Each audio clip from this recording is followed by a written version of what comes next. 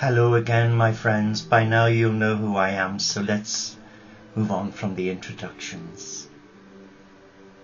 The title of this short heart reflection is called, Have you ever experienced a spiritual orgasm?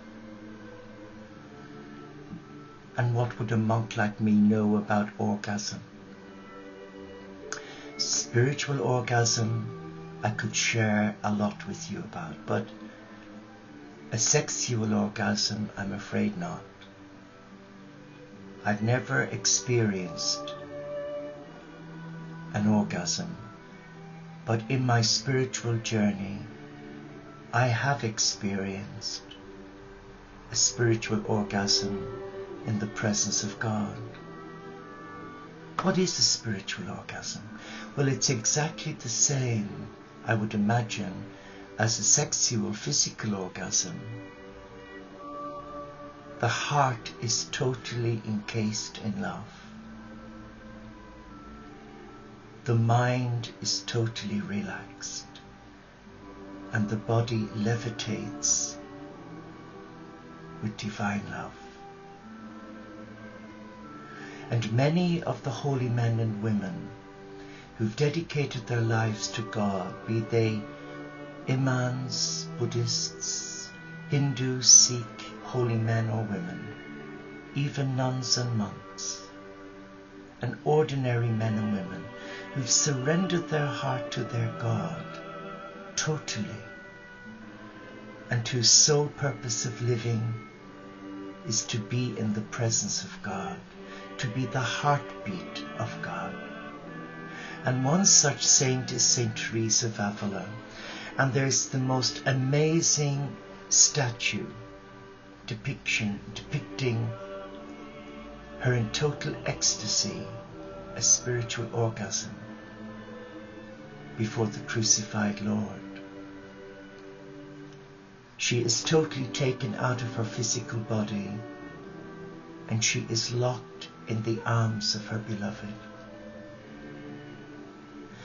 When I finished my novitiate training in 68, December the 8th, 68.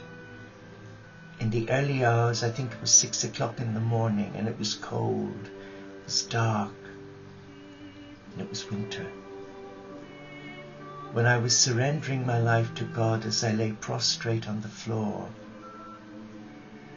as the community were singing the Te Deum, I experienced something that could be described as a spiritual orgasm. I felt totally at one with God. It was the most beautiful feeling, where you're almost out of your own body and in the arms of your God.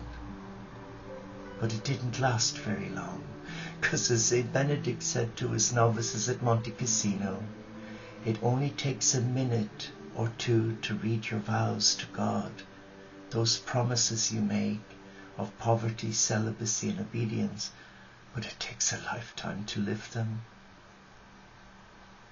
What I would like to share with you, my friends, is that we can all experience a spiritual orgasm.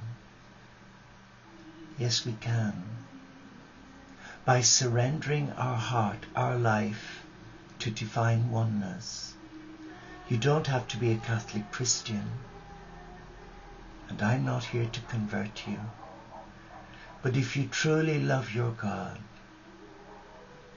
and are willing to walk that solitary path, as many of us do, and are willing to keep your mind focused on God's will for your life and not allow anybody distract you, become a person of prayer, penance and sacrifice, you will experience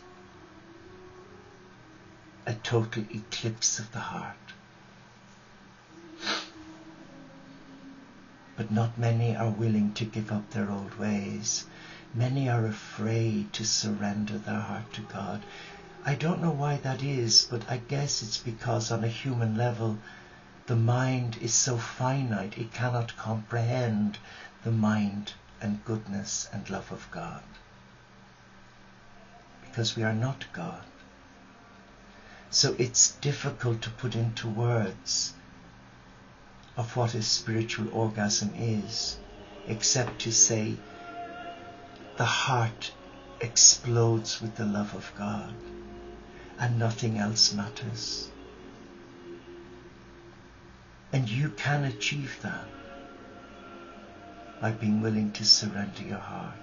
But as I said a few minutes ago, many see that as failure, or handing over control of their life, which they don't want to do because they're quite happy being in control of their life. And that's the downside. That's one of the ploys of the Antichrist, to stop you surrendering your heart to God.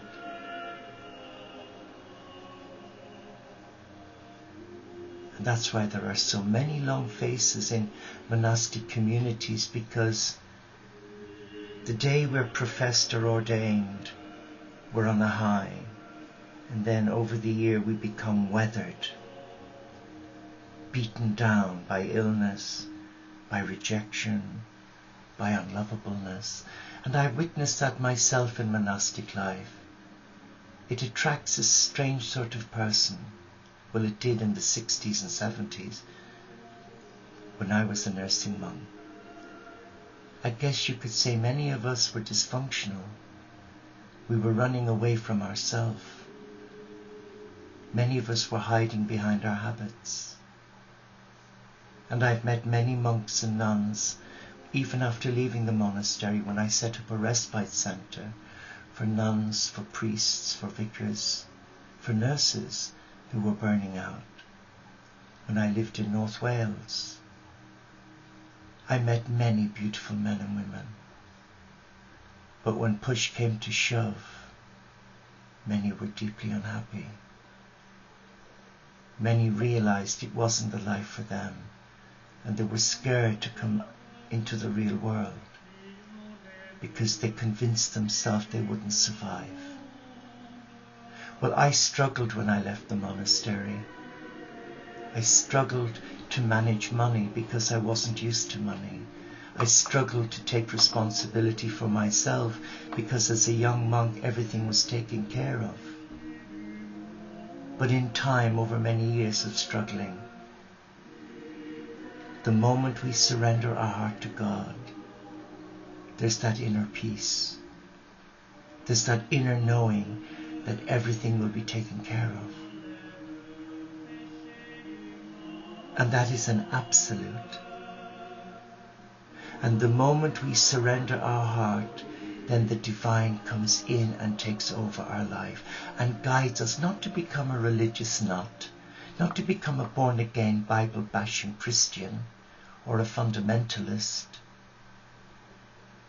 but to become a loving child of God who's willing to walk the talk rather than talk the walk. Let me share with you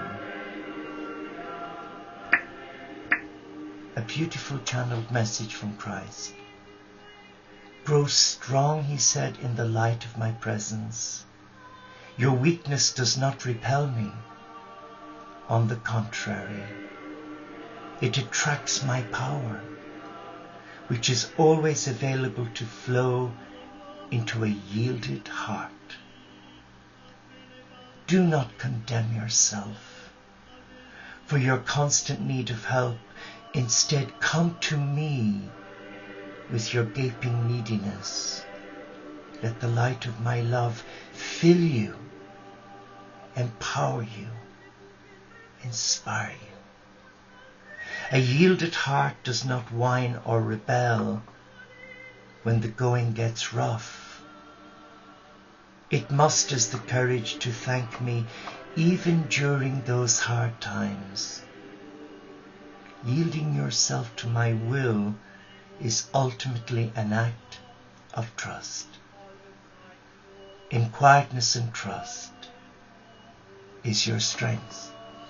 And in quietness and trust, we know the beloved God is with us. And that inner knowing allows us to live in a loving relationship with God. And even though our life may contradict a lot of the teachings of our particular religious family, we must come away from our comfort zone and we must listen to the voice of God's Spirit speak to us. And if it resonates, do it. If it doesn't, seek clarity from God. Because there are always other voices in the head saying you're a fool, you're an idiot, you're an idiot, as we say in Ireland. We need to discern the voice of God and whether it is of God. But spiritual orgasm is an eclipse of the heart, where God becomes entwined within your being and you are allowed to see, to touch, to experience the absolute presence of love. If you've never had it, ask for it. It's your free gift. But are you willing to walk that solitary path and listen to your heart, your teacher? The decision is yours. Bless you.